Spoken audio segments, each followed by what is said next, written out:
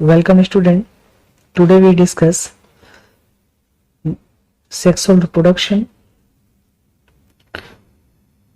तो स्टूडेंट आज के टॉपिक में हम पढ़ेंगे सेक्सुअल रिप्रोडक्शन और उसके इवेंट्स के बारे में कि सेक्सुअल रिप्रोडक्शन में क्या क्या इवेंट्स होते हैं।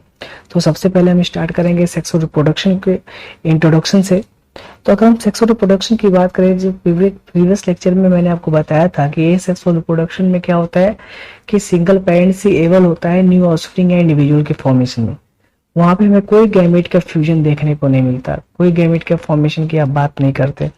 लेकिन अगर हम सेक्सुअल रिप्रोडक्शन की बात करें तो सेक्सुअल रिप्रोडक्शन में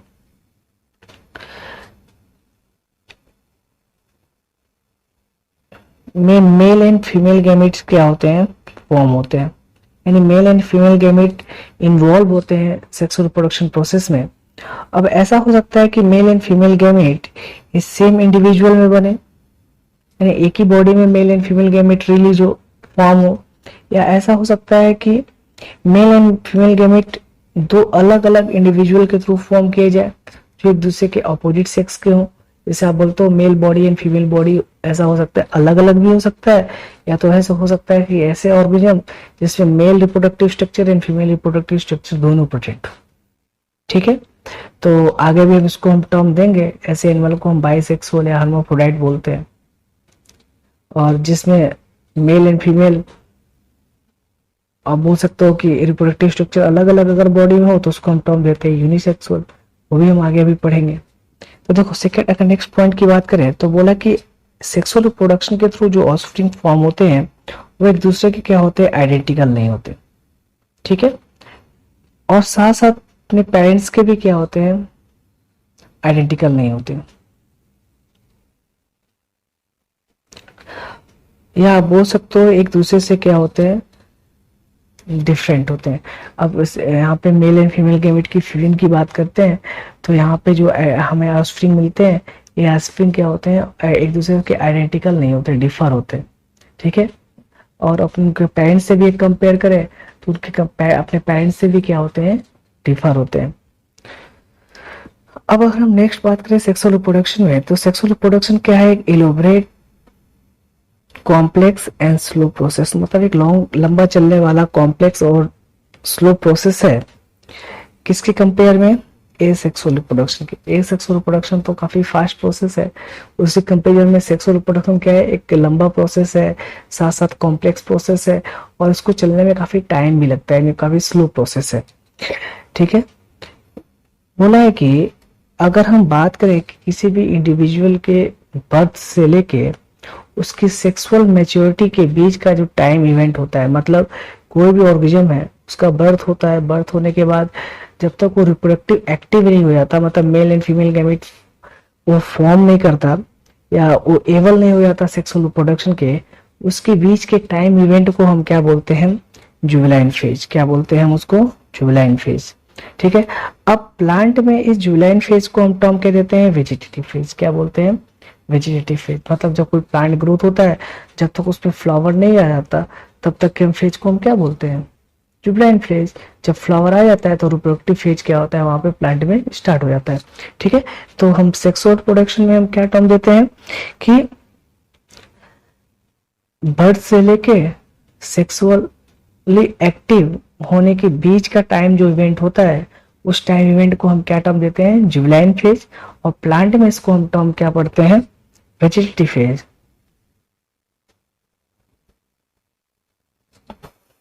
चलो नेक्स्ट अगर हम बात करें पॉइंट की, तो जो हायर प्लांट्स हैं उसमें जो फ्लावरिंग क्या इंडिकेट करता है, एंड ऑफ वेजिटेटिव फेज। अभी मैं थोड़ी देर पहले ही बताया, जब कोई प्लांट है, प्लांट में जब फ्लावर आ जाते हैं, तो जब फ्लावर प्लांट में आ जाता है तो जब फ्लावर आने के बाद उसकी वेजिटेटिव फेज क्या होती है, कंप्लीट हो जाती है, खत्म हो जाती है, यानी वो एंड होता है। जब फ्लावर आने के बाद वेजिटेटिव फेज क्या होती है, खत्म हो जाती है, और फ्लावर जब आ जाता है तो रिप्रोडक्टिव फेज क्या होती है, स्टार्ट हो जाती है। ठीक है, अब कुछ एग्जांपल के बेसिस बात किया है कि जो एनुअल प्लांट एंड बाइएनुअल प्लांट है उसमें हम क्लियर कट वेजिटेटिव, रिप्रोडक्टिव और सेंसेंट फेज दे सकते हैं। ठीक है, क्योंकि वो क्या है, जैसे आप एनुअल प्लांट है तो ठीक है, और बाइएनुअल प्लांट है तो उसमें 2 सीजन में वो पूरा अपना लाइफ स्पेन कंप्लीट करता है, तो हम इसको देख सकते हैं। इसमें जुबलाइन फेज या वेजिटेटिव फेज भी दे सकते हैं, रिप्रोडक्टिव फेज भी दे सकते हैं और सेंसिटिव फेज दे सकते हैं। बट कुछ ऐसे प्लांट जैसे पेरिनियल प्लांट जिसके मेच्योर होने में और इसमें फ्लोरिंग आने में काफी टाइम लगता है, ठीक है, कई साल लगते हैं, तो उन प्लांट में हम आसानी से तीनों फेज नहीं देख सकते हैं, ठीक है। और कुछ प्लांट तो ऐसे हैं जिसमें क्या होता है, अनयूजुअल फ्लोरिंग होती है, तो उसमें भी हम तीनों फेज देखने में काफी टाइम लगता है, और एक तरह से बोल सकते हो हम आसानी से देख नहीं सकते। जैसे अगर बात करो बोम्बोर्ड स्पीसीज में, जो फ्लावर है वो फ्लावर सिर्फ पूरे, अगर हम फ्लावर स्पीसीज की अगर बॉम्बो में फ्लावर की बात करें, तो फ्लावर पूरे लाइफ में क्या होता है, एक बार आता है, और वो कब आता है, आफ्टर 50 to 100 ईयर्स, ठीक है। Produce large number of fruit, और उसके बाद क्या होता है, वो उसकी डेथ हो जाती है, सेंसस पे आ जाता है। सेम ऐसे ही बोला स्ट्रोविलेंथस, जो स्ट्रोविलेंथस जो प्लांट है, इसमें जो फ्लावर कब आता है, 12 साल में एक बार। तो अगर हम पिछली फ्लावरिंग की बात करें 2018 में हुई थी, उसके पहले फ्लावरिंग की बात करें 2006 में हुई होगी, ठीक है। अब नेक्स्ट फ्लावरिंग कब होगी, 2018 से आप 12 ईयर आप काउंट कर लो, उसके बाद क्या होगी, इस प्लांट में फ्लावरिंग होगी, ठीक है। तो ये बम्बो फ्लावर का स्ट्रक्चर दे रखा है, स्ट्रोबिलेंथस का प्लांट का स्ट्रक्चर दे रखा है, इसमें फ्लावरिंग, इसमें 12 ईयर पे क्या होती है, फ्लावरिंग होती है, इसमें 50 to 100 ईयर में क्या होती है, फ्लावरिंग होती है।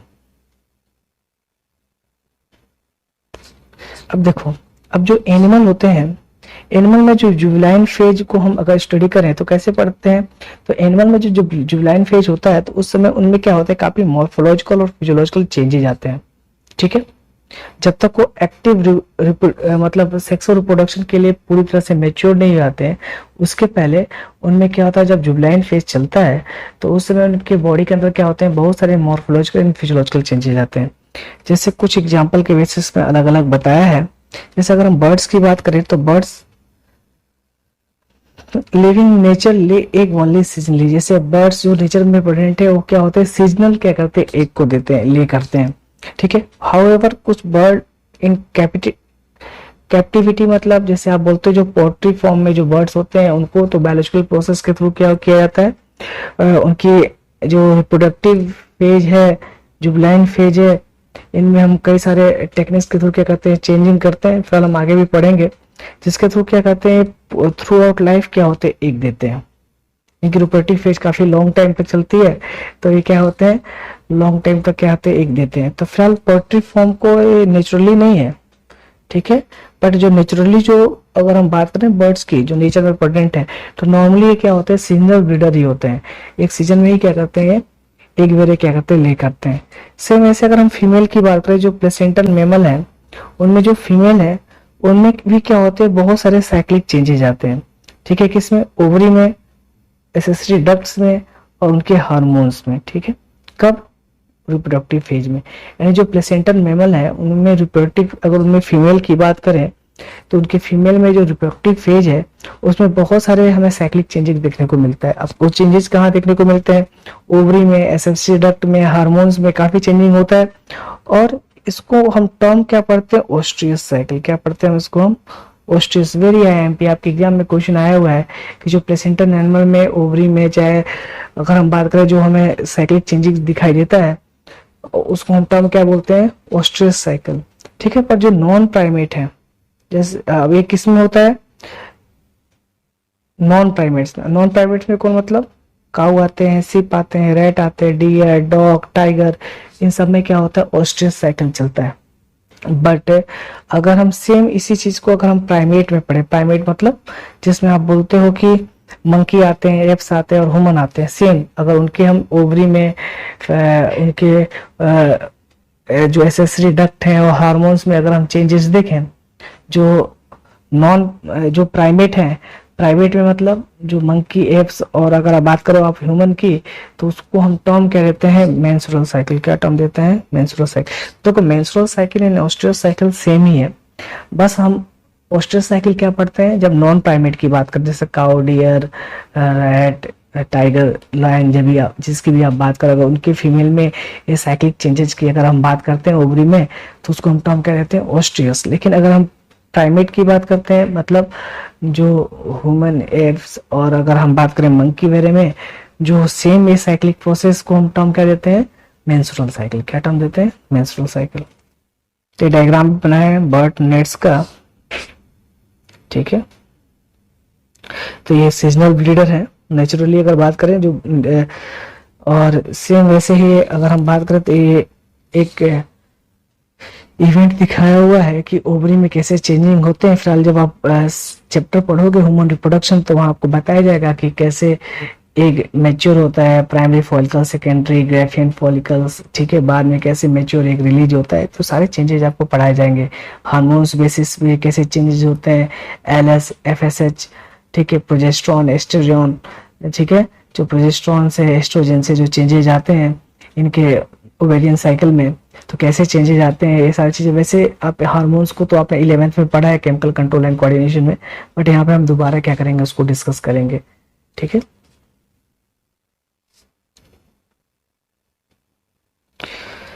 चलो अगर हम मान लो ब्रीडिंग के बेसिस की बात करें तो बेसिस ऑफ ब्रीडिंग सीजन, ठीक है, कि जो आपने अभी पढ़ा ना कि मैक्सिमम जो ऑर्गेनिज्म होते हैं, एनिमल है, वो सीजनल ब्रीडर होते हैं। तो अब बोला कि अगर हम ब्रीडिंग सीजन के बेसिस पे बात करें तो मैमल्स क्या होते हैं, दो टाइप्स के होते हैं। पहला है सीजनल ब्रीडर, दूसरा क्या है, कॉन्टिन्यूस ब्रीडर। सीजनल मतलब जो ऐसे मैम जिसमें लिविंग इन नेचुरल कंडीशन की हमेशा बात करें, आर्टिफिशियल की बात यहाँ नहीं करेंगे, जैसे पोल्ट्री फॉर्म आर्टिफिशियल है, ठीक है। Exhibiting reproductive cycle only during favourable season. इनमें क्या होता है, जो रिप्रोडक्टिव साइकिलिंग में जो चेंजेस आते हैं वो क्या है, आपके फेवरेबल सीजन में होते हैं, ठीक है। या बोल सकते हो कि वो उनका क्या होता है, ब्रीडिंग सीजन होता है। तो ऐसे कैसे होते हैं, सीजनल ब्रीडर होते हैं। कंटिन्यूस ब्रीडर में ऐसे आते हैं आपके मैमल जिसमें थ्रू आउट लाइफ क्या होता है, इनका रिप्रोडक्टिव फेज होता है, यानी वो रिप्रोड्यूस कर सकते हैं अपने जैसे एक मंथ को रिप्रोड्यूस फॉर्म कर सकते हैं, ठीक है। तो एक ऐसे होते हैं आपके कंटिन्यूअस ब्रीडर होते हैं। जैसे इसमें सीजनल ब्रीडर में दे रखा है आपका गोट है, काऊ है, कैट, डॉग वगैरह। कंटिन्यूअस ब्रीडर में क्या दे रखा है आपका, ये आपके कुछ रोटिफर हैं, ठीक है, जो किस में आते हैं, आपके कंटिन्यूअस ब्रीडर में आते हैं। तो थोड़ा आप इसको आप ध्यान रखोगे कि सीजनल ब्रीडर क्या होता है, कंटिन्यूअस ब्रीडर क्या होता है। चलो इसके बाद हम नेक्स्ट जो टॉपिक पढ़ेंगे वो पढ़ेंगे सेंसेंस। सेंसेंस मतलब ओल्ड एज, मतलब अभी आपने क्या पढ़ा, जुबिलाइन फेज, फिर क्या पढ़ा आपने, रिप्रोडक्टिव फेज। अब आप क्या पढ़ रहे हो, सेंसेस, मतलब रिप्रोडक्टिव फेज खत्म होने के बाद जो फेज आएगी वो क्या होगी, आपकी सेंसेस फेज। और जब सेंसेस फेज खत्म हो जाएगा तो किसी भी इंडिविजुअल की या ऑर्गेनिज्म की क्या होती है, डेथ हो जाती है। तो बोला है it is the last phase of life span, ठीक है, and end of reproductive phase. समझ ही गए होंगे आप कि रिप्रोडक्टिव फेज का खत्म होना और लाइफ स्पेन का जो लास्ट फेज है उसको हम टर्म क्या देते हैं, सेंसेस फेज या ओल्ड एज बोलते हैं। बोला है कि इस फेज में या सेंसेस फेज में क्या होता है, कॉन्टिनेंट चेंज होते हैं किसमें, बॉडी में। बॉडी में बहुत तेजी से चेंजेस होते हैं, तब फिजियोलॉजिकल चेंजेस होते हैं।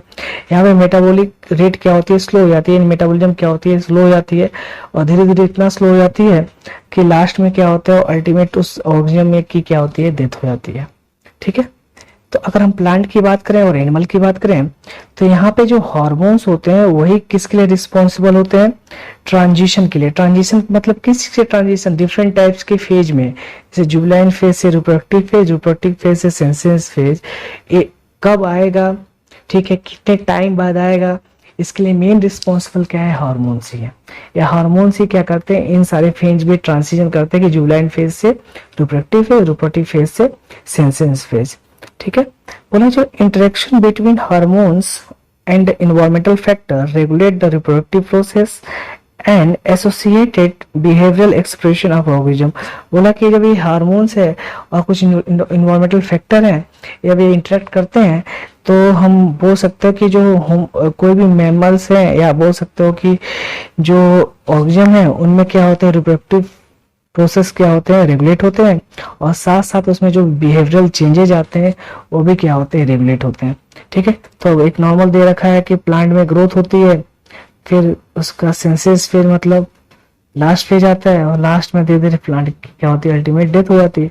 सेम ऐसे ही ह्यूमन के केस में भी है, पहले अब बोलोगे रिप्रोडक्टिव फेज आएगा।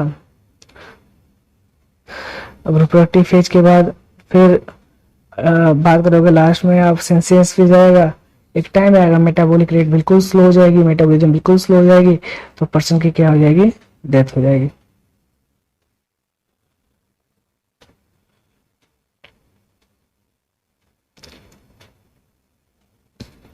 तो इसके बाद हम पढ़ेंगे कि जो सेक्सुअल रिप्रोडक्शन में कौन कौन से इवेंट होते हैं या कौन कौन से स्टेज आते हैं। तो अगर सेक्सुअल रिप्रोडक्शन की बात करें उसमें मेनली 3 इवेंट या 3 स्टेज हैं। फर्स्ट है आपका प्री फर्टिलाइजेशन इवेंट, सेकेंड है फर्टिलाइजेशन इवेंट एंड थर्ड है पोस्ट फर्टिलाइजेशन इवेंट। मतलब फर्टिलाइजेशन से पहले का इवेंट एंड फर्टिलाइजेशन के बाद का इवेंट। ओवरऑल 3 इवेंट हमें पढ़ेंगे, एक प्री फर्टिलाइजेशन इवेंट, सेकेंड तो फर्टिलाइजेशन ही है एंड थर्ड क्या पढ़ेंगे हम, पोस्ट फर्टिलाइजेशन। प्री फर्टिलाइजेशन में हम क्या पढ़ेंगे, गैमेटोजेनेसिस मतलब कैसे गैमेट का फॉर्मेशन होता है एंड सेकेंड क्या पढ़ेंगे, गैमेट ट्रांसफर, कैसे गैमेट का ट्रांसफर होता है। ठीक है, मेल गैमेट फीमेल गैमेट तक कैसे पहुंचता है, इन सारी चीजों को हम क्या करेंगे, पढ़ेंगे। तो ओवरऑल हम ये जो इवेंट है सेक्सुअल रिप्रोडक्शन की वो हम नेक्स्ट लेक्चर में क्या करेंगे, एक एक करके डिस्कस करेंगे।